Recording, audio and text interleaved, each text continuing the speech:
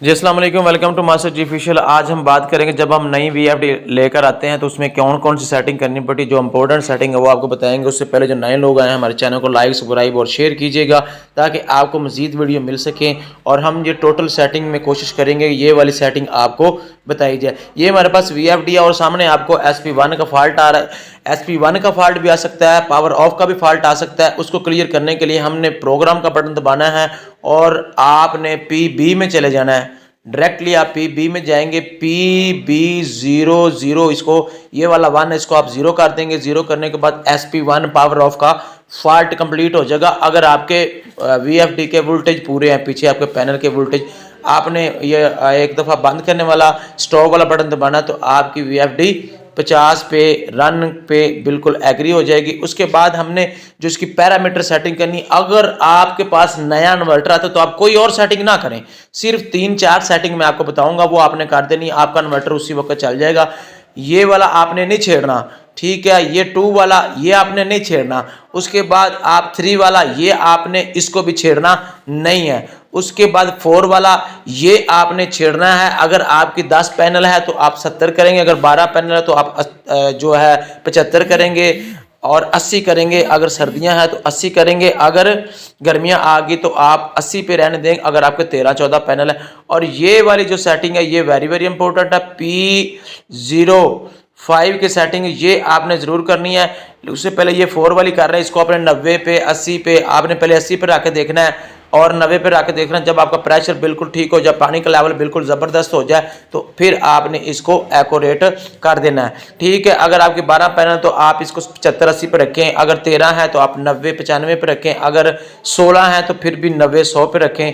आपका इन्वर्टर बिल्कुल फुली काम करेगा। ये देखिए ये मैंने आपको बता दिया। अगर आपके 15 पैनल है तो आपने 100 पे रखना है, अगर आपके उससे कम है तो 95 पे रखना है, अगर आपके 12 की स्ट्रिंग है तो आपने 80 और 75 पे रखना है। उसके बाद ये वेरी वेरी इंपॉर्टेंट 5 के जो है, अगर आप ये नहीं करेंगे तो यूयू का एरर आएगा। यूयू का एरर खत्म करने के लिए आप यहाँ पे, अगर आपके पास 10 पैनल है तो आप यहाँ पे 20 करेंगे, ठीक है। अगर उससे ज्यादा है तो आप इसको 50 तक भी कर सकते हैं। PB4 की बात कर रहा हूँ, PB5 की।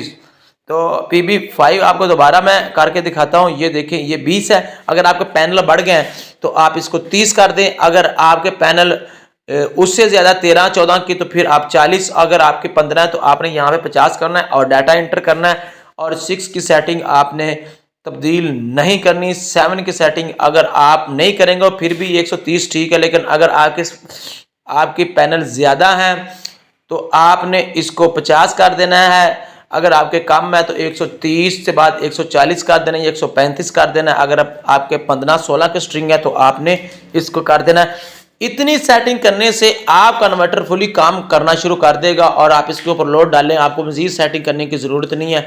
लेकिन फिर भी मैं आपको चंद और सेटिंग्स बता देता हूं, ठीक है। ये आपने बिल्कुल नहीं छेड़नी, ये आप देखते जाएं। ये तमाम तर आपने किसी को कोई हाथ नहीं लगाना।